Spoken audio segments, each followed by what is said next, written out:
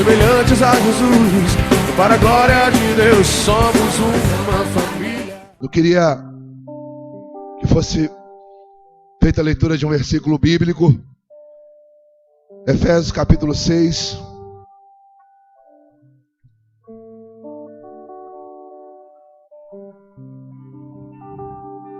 Efésios 6, verso 10.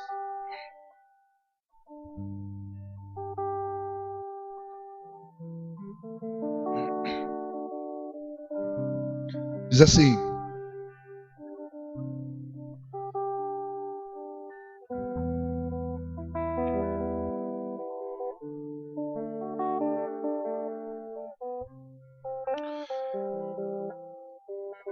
finalmente fortalecei-vos no Senhor e na força do seu poder.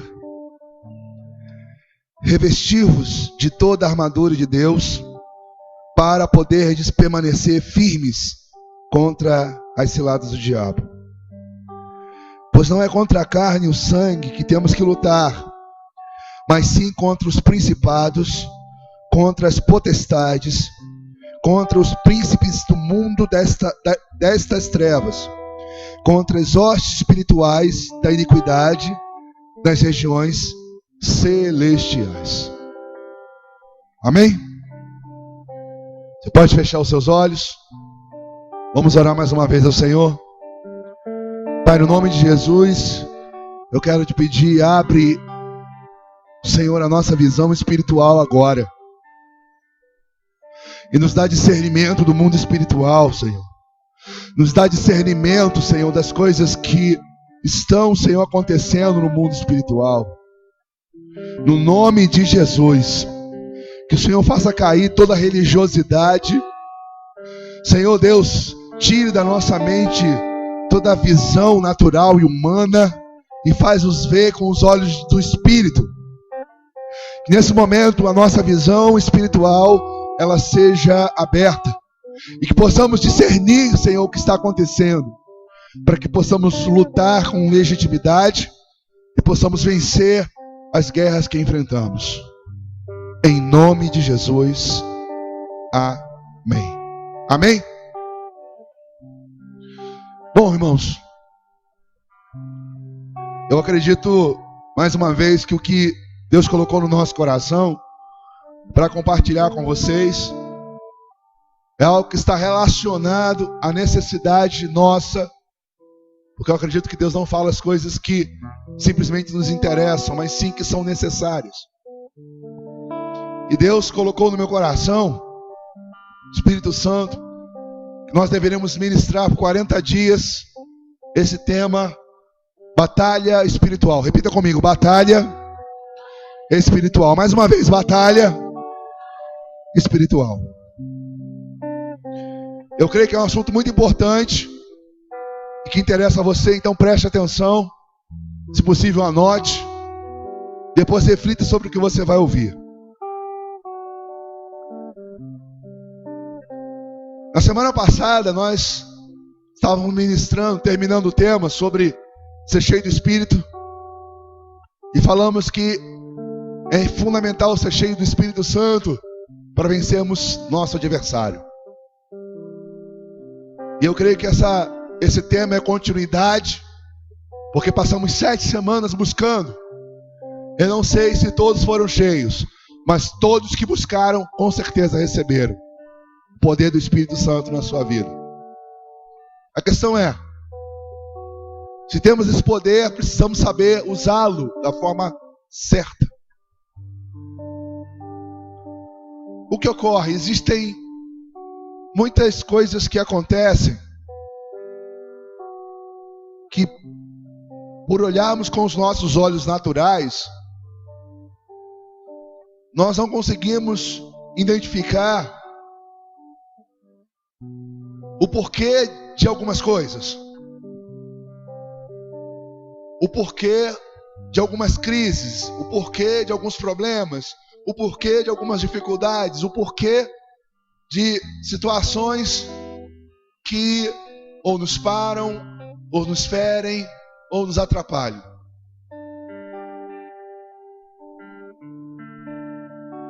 Não discernimos porque atrás de quase todas essas situações,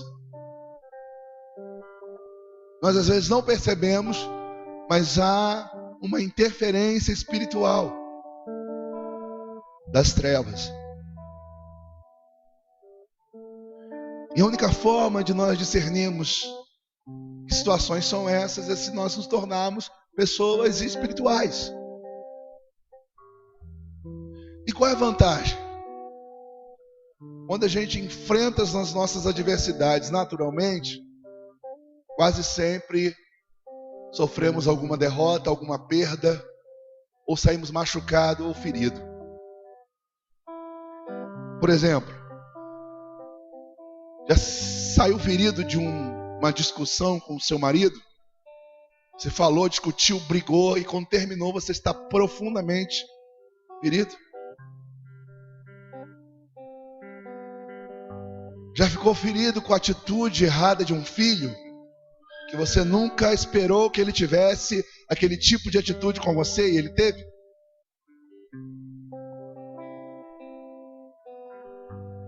Já ficou ferido com um amigo que você tinha como seu melhor amigo e de repente você se enganou? Quantas coisas nós já ficamos feridos? Uma palavra de alguém, uma situação no trabalho ou dentro de casa.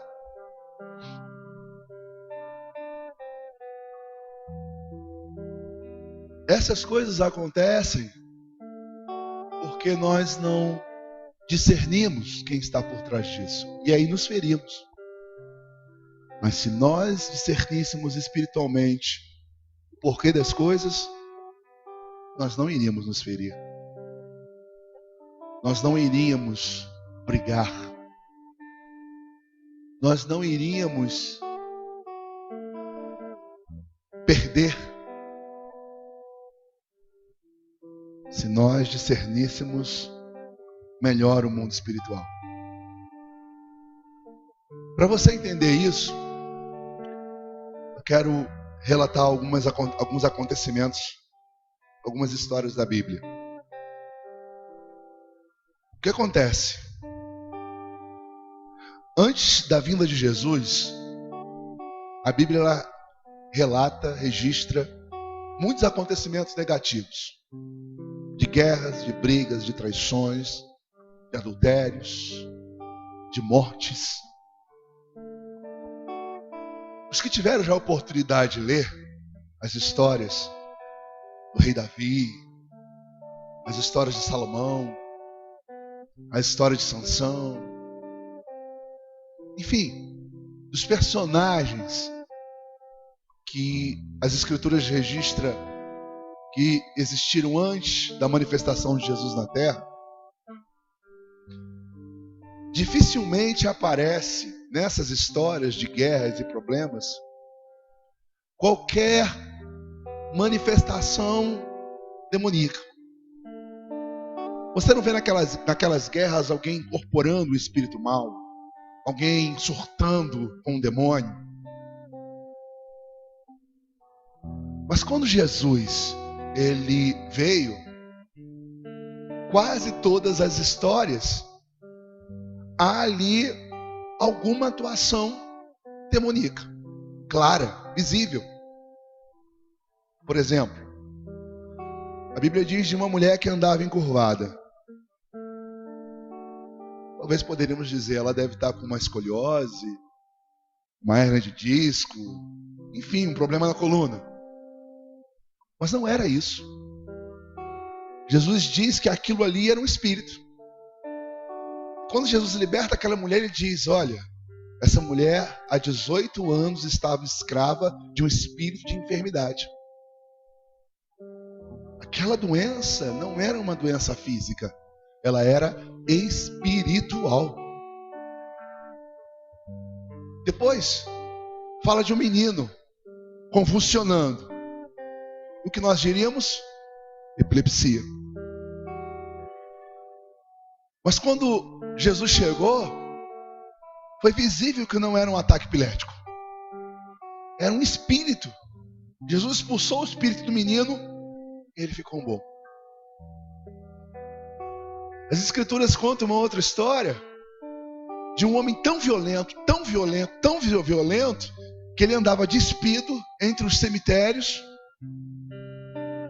e as pessoas tinham medo de passar próximo à localidade onde ele ficava ali residindo, de tão violento que ele era. O que nós diríamos é um cara louco, desequilibrado. Mas não era. Era uma legião de demônios.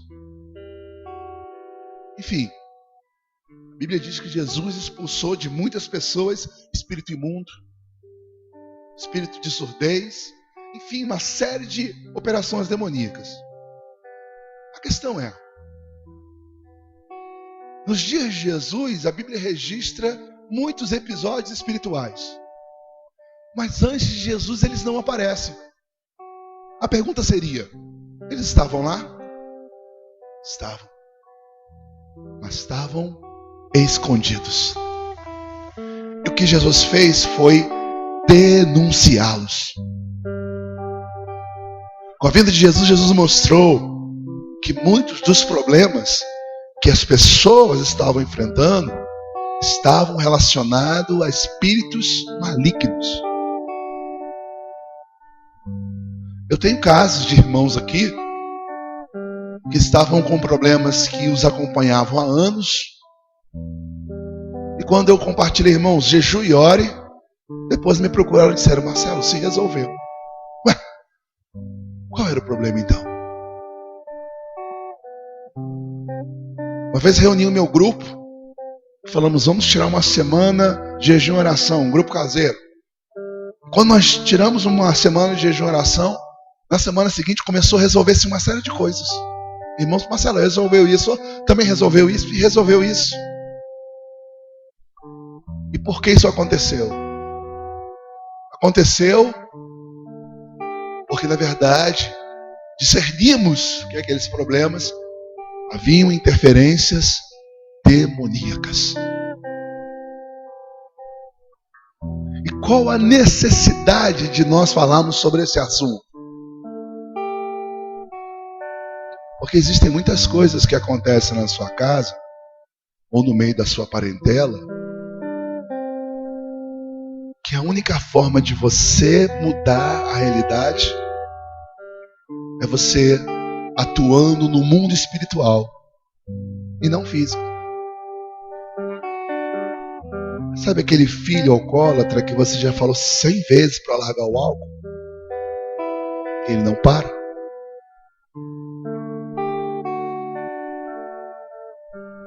Sabe aquela situação familiar que todo dia você tem vontade de sair de casa?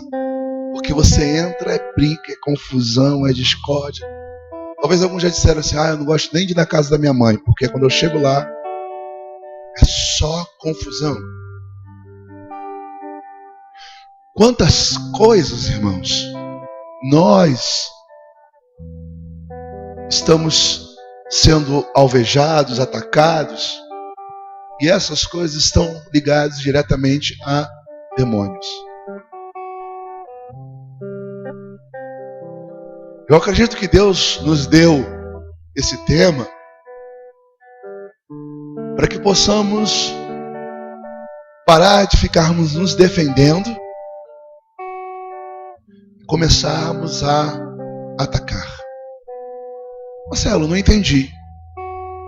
Como se defendendo? Às vezes a gente tem a impressão de que ficamos assim, eu estourando pela minha família. E se eu paro uma semana de orar, tudo desaba, desmonta. Aí você diz, meu Deus, eu tenho que orar a vida inteira?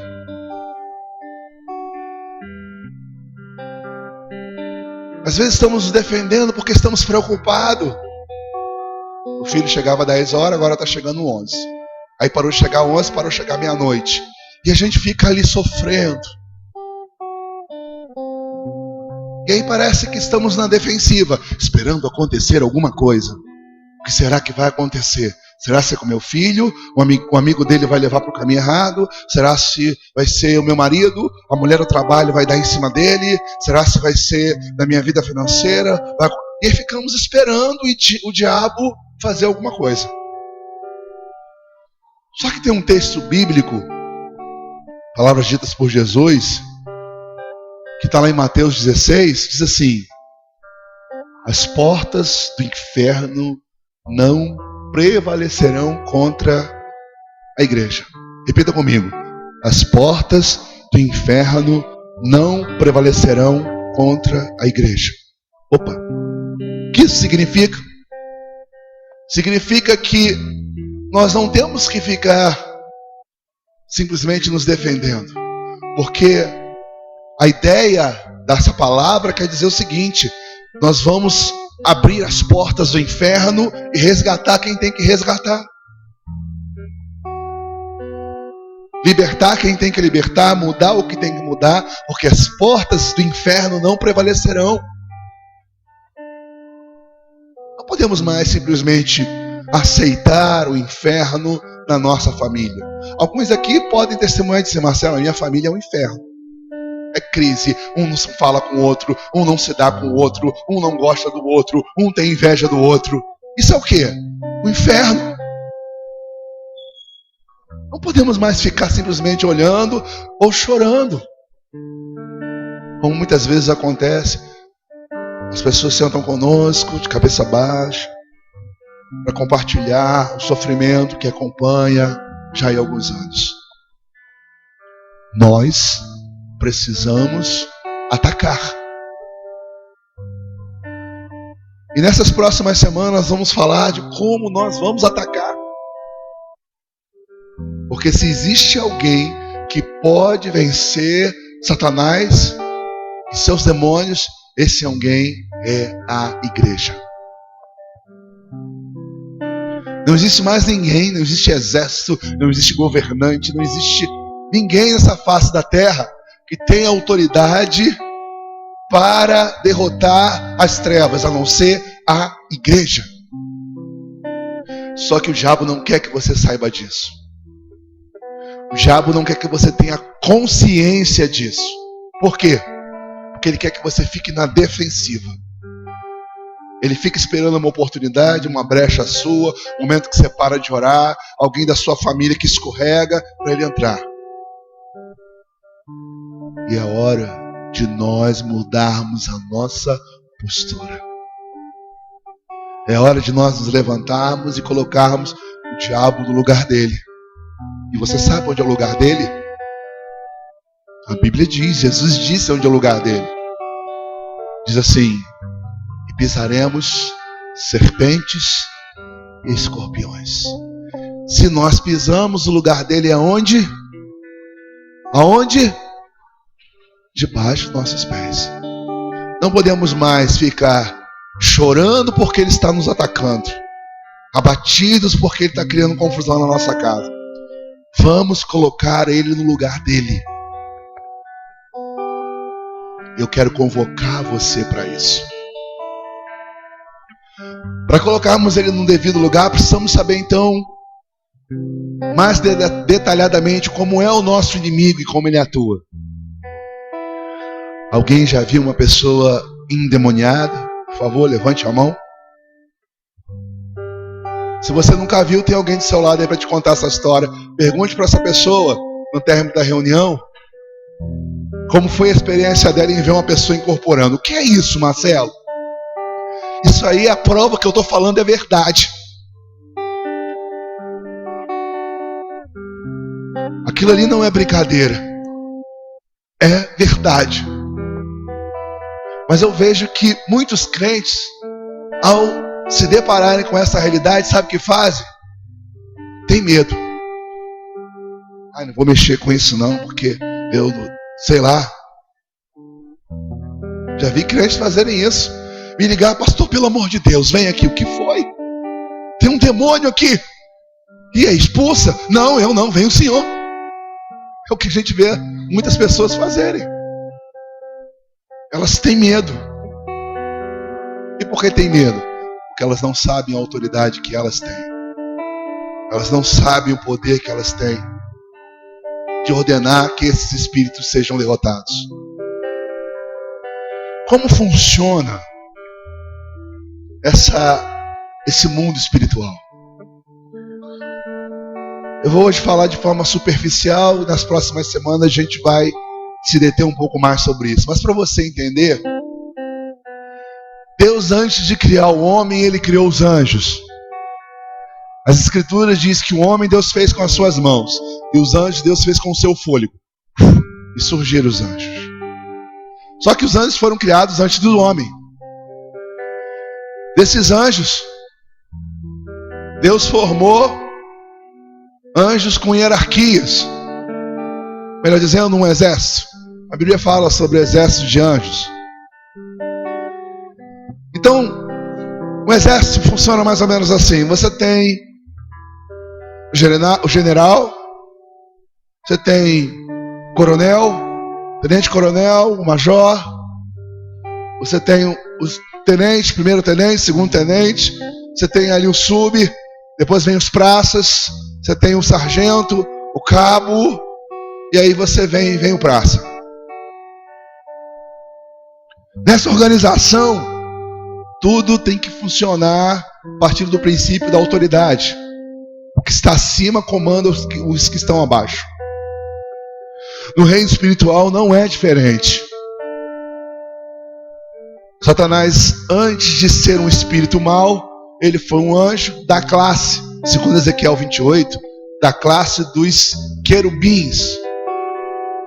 Em outro momento a gente pode falar sobre isso. As Escrituras registram que ele era cheio de glória e formosura e beleza. Em algum momento ele achou que ele poderia ter tudo isso sem se sujeitar a Deus. Então o que ele promove? Promove uma rebelião. Marcelo, como é que foi isso em detalhe? Não sei. O dia que eu chegar lá no céu, eu vou descobrir. E se você chegar lá, depois também eu conto para você.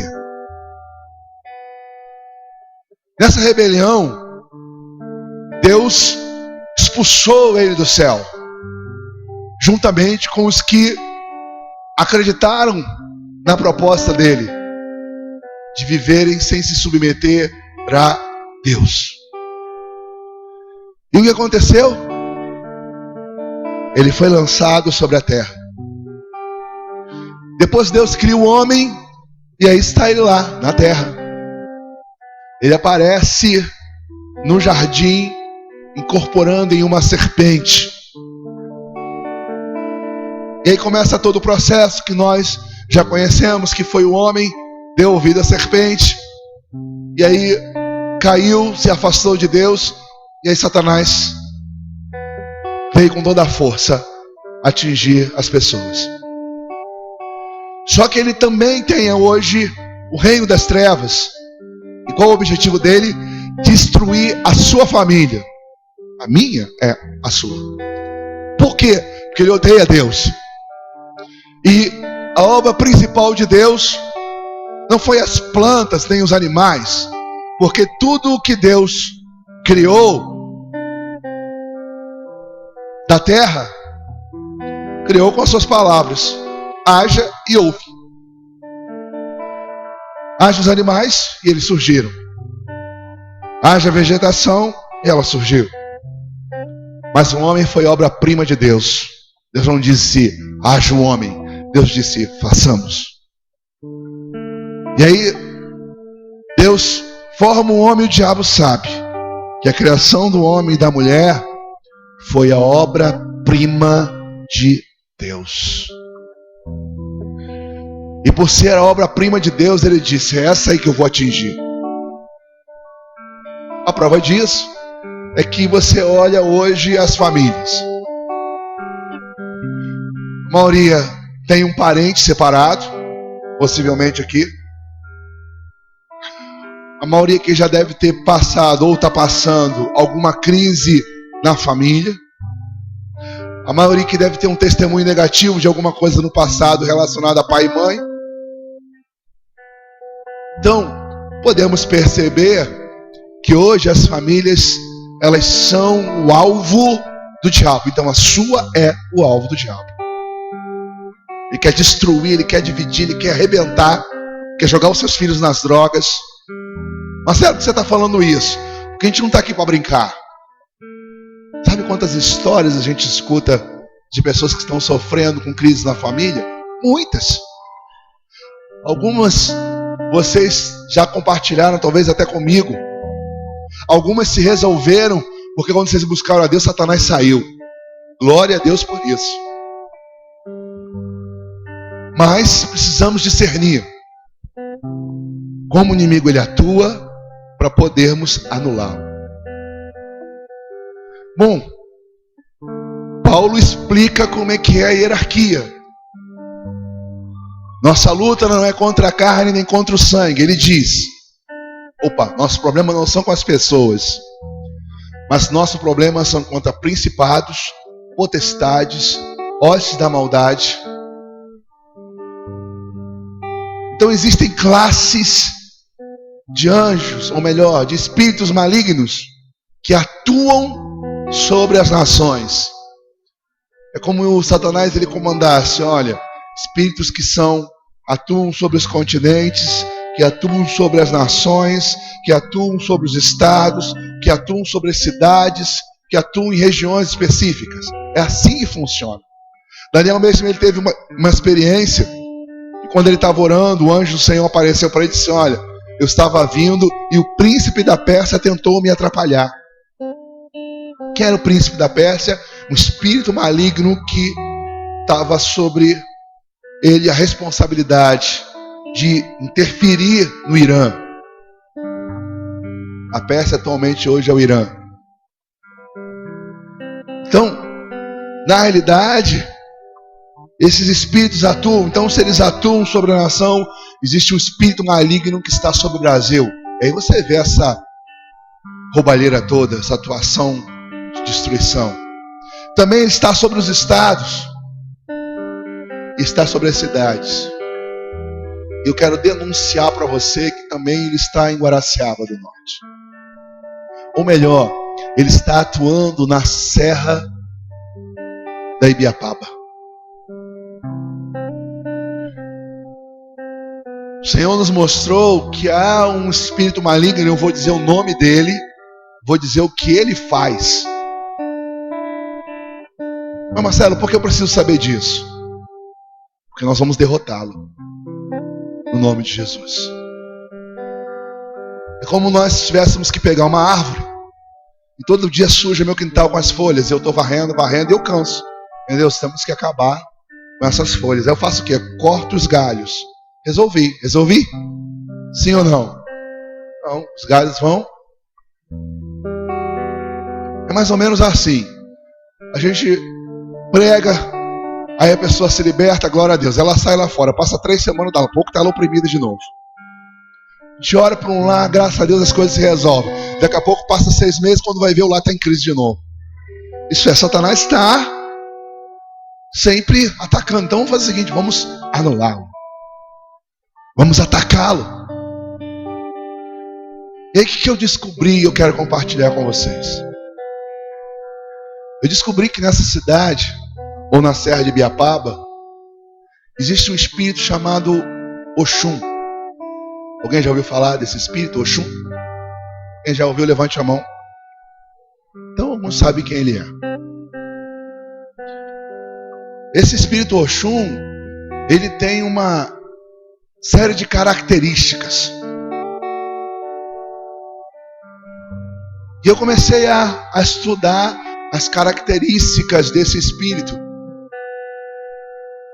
E eu comecei a identificar que os problemas que nós enfrentamos na nossa cidade é uma atuação desse espírito, que inclusive atua na vida até mesmo de evangélicos.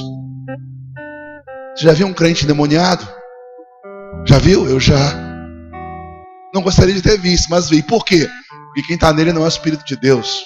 Ele deu brecha e o diabo entrou. E o diabo pode entrar na vida de um crente? Pode, mas entrou na vida de Judas. A palavra de Deus diz que, terminando a ceia, Satanás entrou em Judas e ele foi trair Jesus. Se a gente não vigiar, esse espírito entra na tua vida e faz uma desgraça. Qual é a característica desse espírito?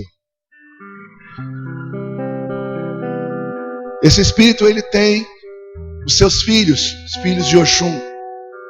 Alguns evangélicos são filhos dele também. O comportamento dos filhos de Oxum, se você for pesquisar sobre isso, você vai descobrir, primeiro, que é um espírito de luxúria, vaidade, riqueza, joias, ostentação. Todas essas são características desse espírito. E por incrível que pareça, eu já conheci muitas pessoas assim. Estão passando fome, mas tem que andar alinhado. Você come roupa, você passa fome, mas você tem que gastar. É um espírito namorador e que não é fiel ao parceiro. É o que a gente vê nessa cidade. Os homens e as mulheres dessa cidade que não têm compromisso com Deus, eu não vou dizer por todos, mas muitos são influenciados por esse espírito. Trocam de namoro como se estivesse trocando de roupa. Trocam de namorado como se estivesse trocando de roupa. Não são fiéis. Sabe quantos casos já ouvi aqui de adultério? Eu fiquei perplexo quando cheguei no Ceará. Eu acho que a cada 8 famílias, a cada 10 famílias, pelo menos 8 já tiveram ou há uma atuação de adultério. E esse espírito é um espírito de infidelidade. É um espírito que gosta da vida social, dos prazeres. Você já percebeu que todo tipo de festividade chamada religiosa só tem o prazer da cachaça, da prostituição, da orgia, da bebedice?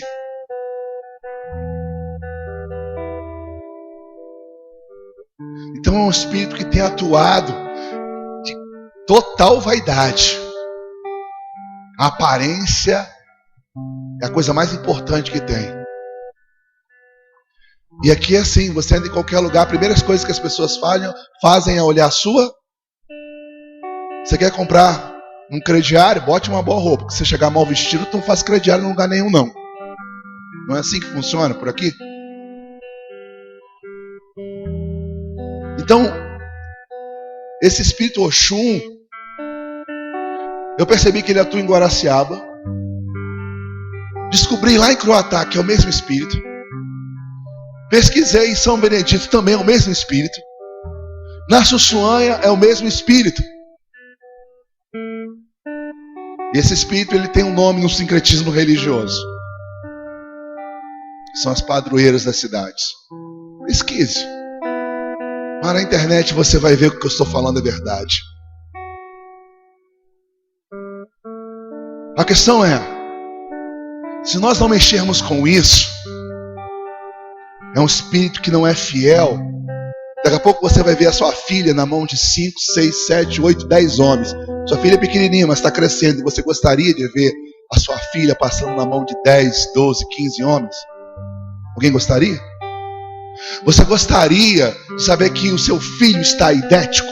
Você sabia que em Guaraciaba do Norte é um dos lugares do Ceará que tem o maior índice de aidético? Sabia disso? Eu sei. Você gostaria de descobrir que o seu filho ficou aidético por causa dessa prostituição que atua aqui? Gostaria? Não. Esse espírito que é infiel, que trai,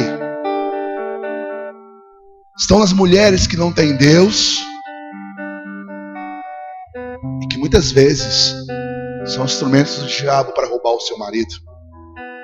Gostaria de acordar e saber que seu marido está tendo um caso? Acredito que não. Então nós não temos para onde correr. Ou a gente fecha os olhos com medo e diz: ai meu Deus, me livra. Em algum momento você vai ser alvejado por esse espírito maligno. ou você derrota ele. Mas Marcelo, tem autoridade para derrotar esse espírito? Tem. Você é o único que pode derrotá-lo. E nessa batalha espiritual, no qual a gente vai começar durante 40 dias ministrar sobre esse assunto, e depois eu vou passar para o zap de vocês, os que tiverem mais informações detalhadas. Eu já passei para os líderes, e os líderes já começaram a difundir isso nos grupos. Passar para vocês saberem mais detalhes de quem é essa entidade que tenha operado aqui. O que eu estou falando não é uma brincadeira, não é uma historinha. O que eu estou falando é uma situação real, espiritual da cidade, que está dominada por essa entidade há muitos anos, desde sua fundação.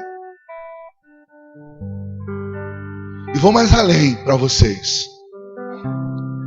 Existe uma entrada desses espíritos nessa cidade.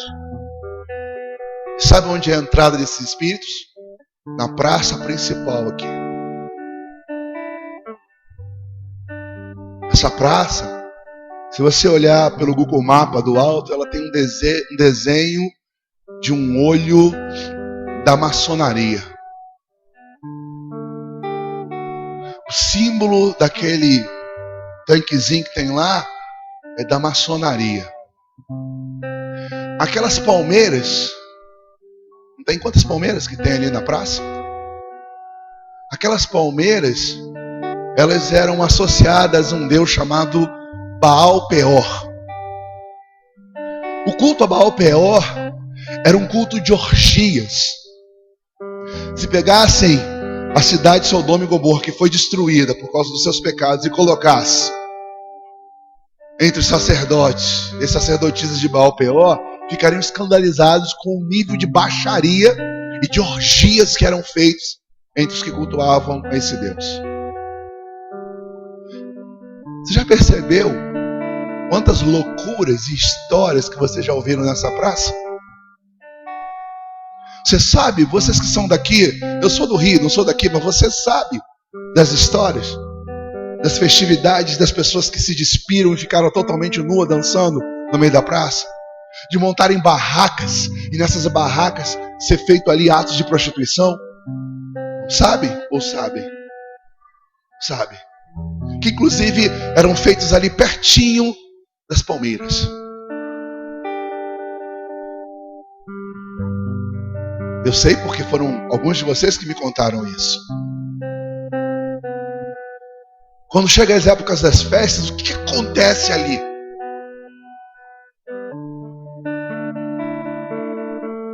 Toda sorte de embriaguez, de traição, de adultério, de prostituição.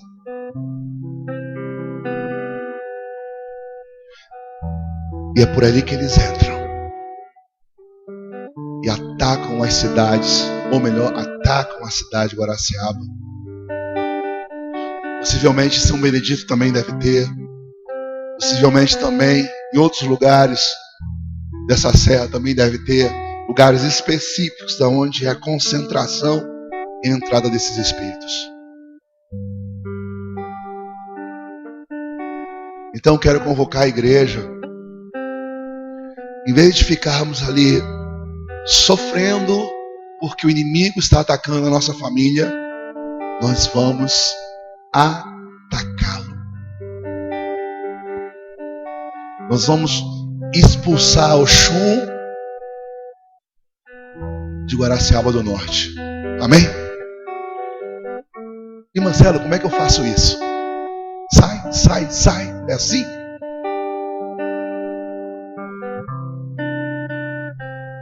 Para nós vencermos, Jesus disse aos seus discípulos, no momento que eles tentaram expulsar um espírito maligno de uma criança, não conseguiram, Jesus disse assim: castas de demônio só sai com jejum e oração. Nessa guerra, Nós precisamos vencer o nosso adversário com jejum e oração. Quando eu estava buscando o Senhor o tema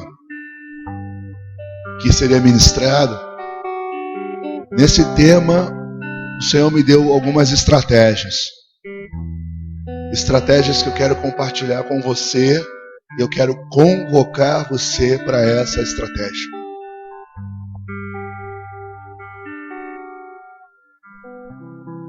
O maior interessado em participar dessa guerra é você. Por causa da sua família, por causa dos seus filhos, por causa do seu casamento, por causa dos seus pais. Você é o mais interessado. Então eu convoco você para essa guerra. Eu vou entrar nessa guerra. Eu não sou de Guaraciaba. Essa terra não é minha. É de vocês. Não sou, mas vou entrar na guerra com vocês. E quero convocar vocês a entrarem nessa guerra. Nessa guerra, a primeira coisa que eu quero convocar a igreja é um propósito de jejum de 40 dias.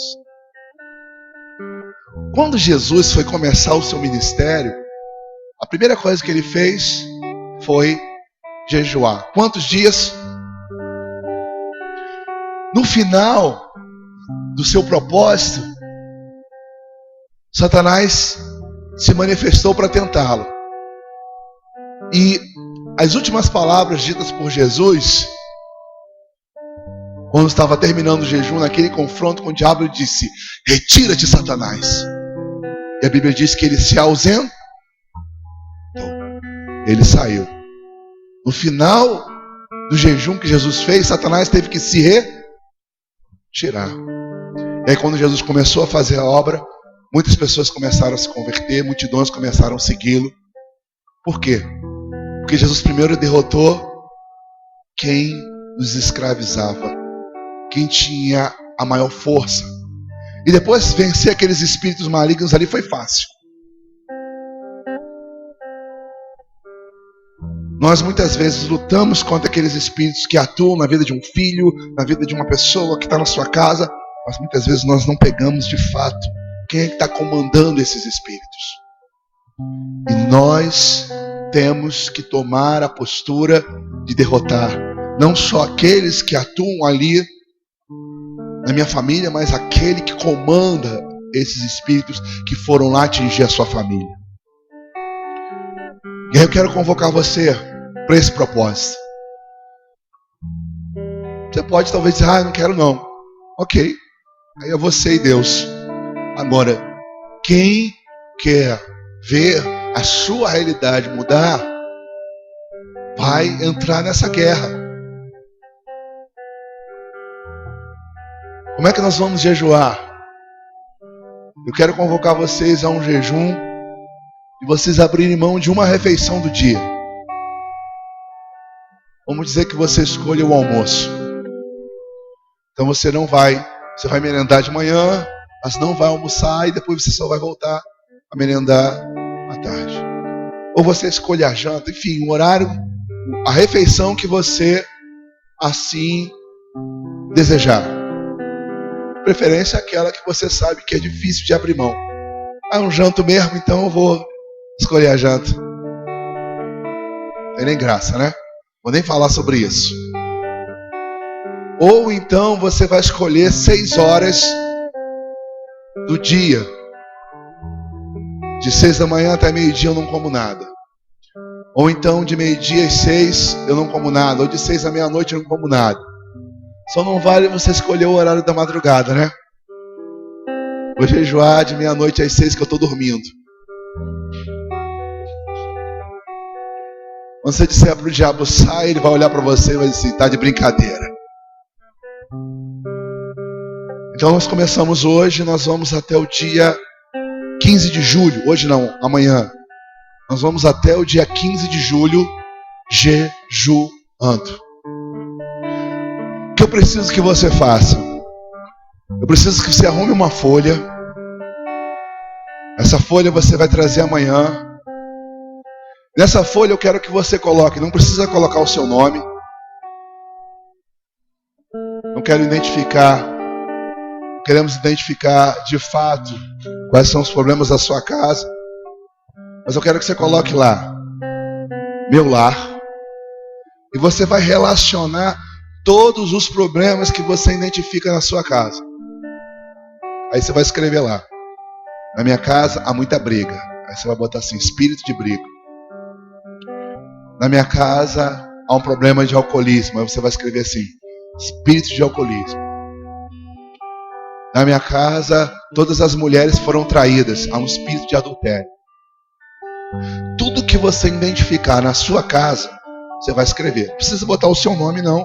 Você vai trazer e nós vamos colocar isso preso aqui num quadro. Por isso que eu não quero que você coloque o seu nome. As pessoas ficam olhando: qual é o espírito que está na casa da minha irmã? Então não precisa botar o seu nome, porque Deus sabe. Eu só quero que você relacione no papel. Eu quero que você relacione também num papel as coisas que acontecem com a sua família. Agora, sair da sua casa e entra na sua parentela. Minha parentela. Quais são os problemas da minha parentela? O problema da minha parentela é um espírito de confusão. Eu piso dentro da casa dos meus pais, está lá, quebra-pau, uma confusão, meu irmão brigando. Então você bota lá: espírito de confusão.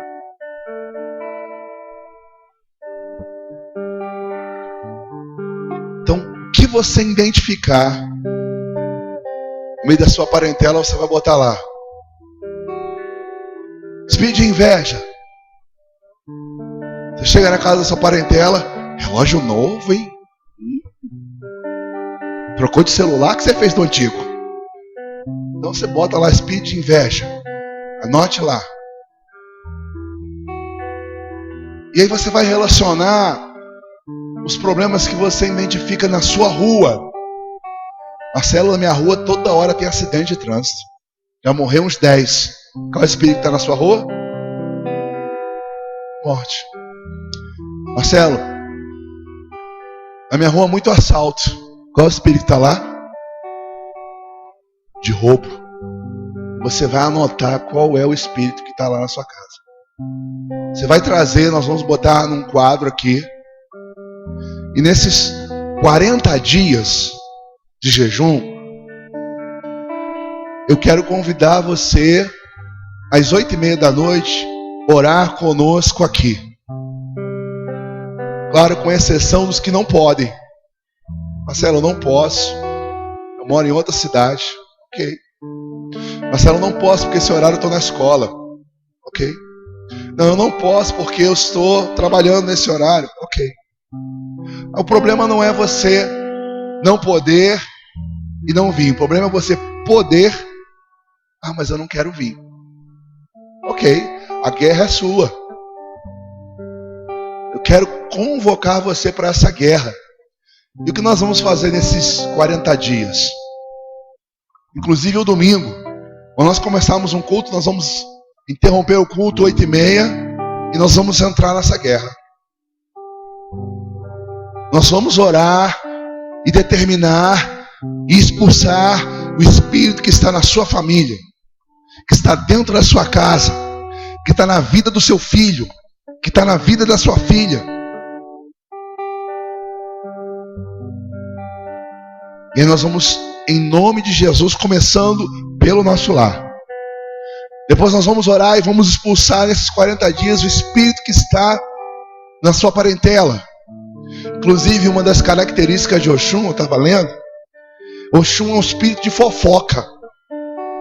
Você já percebeu que em Guaraciaba do Norte, o espírito de fofoca rola? Não rola?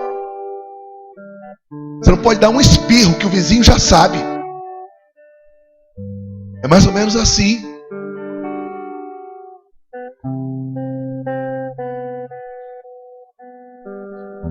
Então nós vamos orar diariamente, 8h30 da noite. Eu orientei os líderes até para quando forem fazer os grupos caseiros, fazerem os grupos caseiros nesses 40 dias aqui. E quando dá 8h30 você já está aqui. Deu 8h30 para o grupo, Vamos orar. Então, nesses 40 dias, todos os que quiserem entrar nessa guerra, todos os que puderem estar conosco, nós vamos nos reunir durante 40 dias e nós vamos determinar que esse espírito maligno seja derrotado. Ok? Amém? Então vocês estão convidados. Vamos fazer um círculo aqui, vamos dar as mãos, vamos pegar os pedidos que forem colocados no papel e vamos apresentar para Deus. Vamos dizer: Senhor, eu expulso dessa família, expulsamos desses lares, expulsamos dessas ruas, expulsamos da vida das pessoas, e em nome de Jesus, todos os demônios que são comandados por essa entidade, nós vamos derrotar. No último dia, que cai no dia 15 de julho, cai numa sexta-feira, eu vou convocar a igreja para nós fazermos uma oração às 10 horas da noite na praça lá do Guaracê. Marcelo, o que você vai fazer lá? Você é maluco. Vocês vão ver que essa loucura vai fazer efeito. Nós vamos pegar um óleo, nós vamos ungir aquela praça toda, e aquele olho do inferno, maçona, vão ferir ele na hora, vai ficar cego. Nós vamos ungir. Se tiver dúvida, você pode pegar, se tem aí ou no celular aquela foto da praça do Guarani, Guaraci.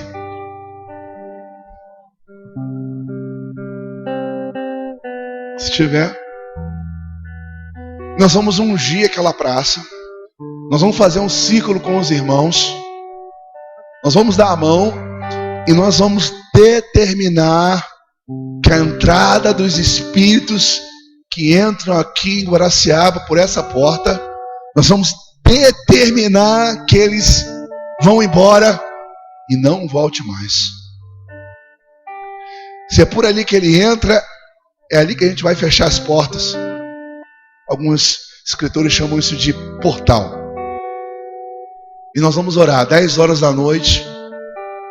Os que quiserem, ou melhor, os que forem guerreiros e quiserem guerrear conosco, nós vamos orar e nós vamos, em nome de Jesus, determinar ali e dizer: Espírito de Oxum e todos os que são comandados por ele, nós ordenamos que sejam expulsos dessa região.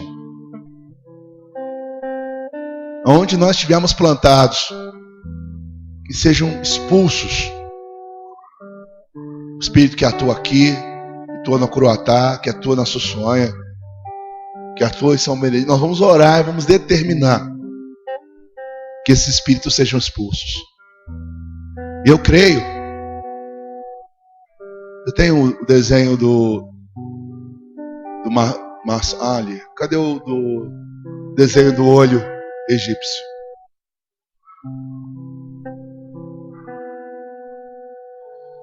Esse é um olho maçônico.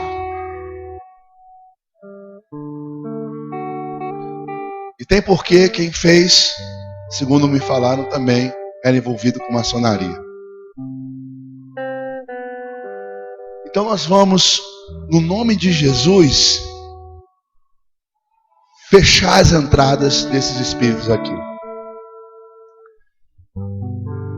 Irmãos, eu creio que se a igreja guerrear legitimamente,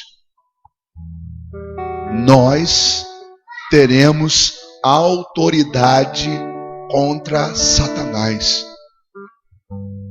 Nós não vamos pegar os que simplesmente atuam, nós vamos pegar quem manda e vamos dizer: eu ordeno que você se retire e agora vocês não têm mais comando. E vocês vão ver, em nome de Jesus, que as coisas vão melhorar. Eu passei para alguns vídeos, reproduzi para algumas pessoas esses vídeos. Você pode pedir ao seu líder, ele tem. São vídeos de cidades que antes eram muito parecidas com a realidade que a gente enfrenta aqui. E esses vídeos mostram líderes que decidiram acabar com aquela situação espiritual das trevas. e quase toda a cidade se converteu. Não foi uma guerra fácil, mas venceram. Nesses 40 dias eu vou dizer o que vai acontecer. Vocês vão ter sonhos, o diabo aparecendo em sonho para botar medo. Vão ter dias que o diabo vai dizer para você assim, não vá lá não. Vai ter dia que ele vai dizer assim, não jejue hoje. Ou de repente algumas situações que te incomodam, talvez elas se apertem durante esses 40 dias. Mas eu quero dizer para você, não tenha medo. Não tenha medo e não se acovarde. Quando me converti, o diabo apareceu em sonho para mim e falou assim, eu vou te matar. Ele tentou algumas vezes, mas eu estou aqui, ó, em pé para a glória de Deus. Então, nós não temos que ter medo do diabo. E temos que parar de ficar nos defendendo. Nós vamos atacá-lo. E eu convoco você para atacar. Como? Com jejum, com oração, com estratégias, orando pelas atuações que Ele está atuando nos nossos lares, com a nossa postura de ungirmos aonde Ele tem ali a concentração de suas atuações, com ensinamentos da palavra que nós vamos ministrar nas próximas semanas para você. Você abrir a sua mente e dizer, eu posso, eu não sabia que eu podia fazer isso não, mas eu posso. E você pode. Todos nós podemos.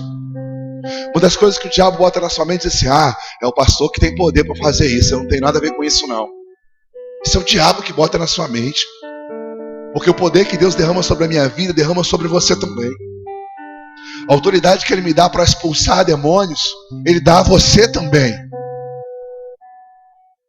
A única condição é você estar na posição. Nesses 40 dias, aproveite a oportunidade. Feche as suas brechas. Feche as suas brechas. Porque eu tenho certeza que nós vamos começar esse propósito e ele vai tentar atingir os que tiverem com as brechas. Numa guerra, às vezes, há confrontos e feridos. Então, feche as suas brechas. Coisas que você não conta para ninguém, mas, na verdade, você sabe quais são. Eu quero convidar a igreja a se colocar de pé.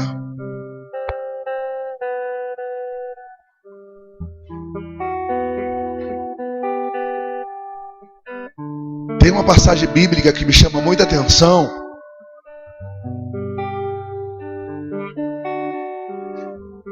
Essa passagem bíblica fala do rei Ezequias. E quando nessa história da Bíblia diz que esse rei estava todo em paz, se levantou o rei da Síria. E quando esse rei se levantou, a palavra de Deus diz que Ezequias quis fazer aliança com ele e disse, leva o que eu tenho. Ele foi lá no templo, pegou o ouro que tinha de valor no templo, mandou entregar ao rei da Síria pedindo, se desvia de mim. O rei da Síria aceitou o ouro. Quando Ezequias piscou, estava ele lá na guerra. Cercou a cidade de Jerusalém e disse assim, se entreguem, que eu vou levar vocês daqui. Os outros povos não conseguiram me impedir de dominá-los.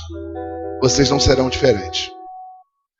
E a palavra diz que naquele momento, o rei Ezequias, ele se levantou, rasgou suas vestes, pegou a carta de afronta, entrou no templo, chegou para Deus e disse, Deus, o Senhor é poderoso para nos dar vitória. E sabe o que aconteceu? A vitória veio. Mas de início, quando o inimigo veio, ele tentou fazer aliança. Entregou o ouro. Não se envolver nessa guerra não é você se livrar do mal. Pelo contrário, ele vai te pegar.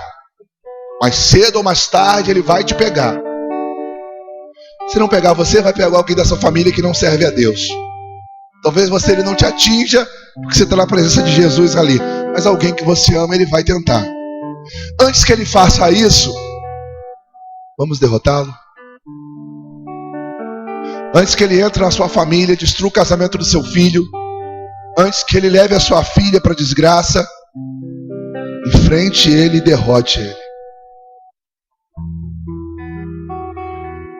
Eu quero convocar você agora para orar comigo. Vamos dar as mãos. Nós vamos orar e dizer para o Senhor: Senhor, na nossa força nós não somos capazes, mas na sua força nós podemos.